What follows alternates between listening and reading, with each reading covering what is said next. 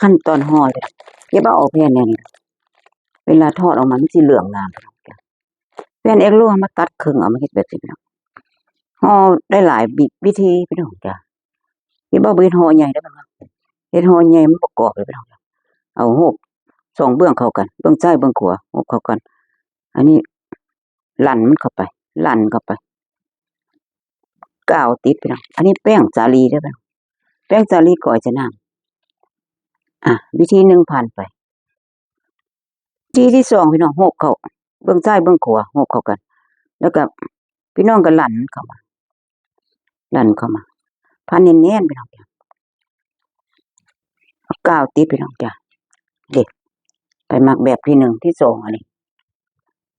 แบบที่3เอาใส่เครื่องกลางพี่น้องเอามาใส่เครื่องกลางทั้งขวาเข้าทั้งซ้ายเข้าแล้วก็ลั่นเข้าไปกิ้งหัดพี่น้องเก่งพี่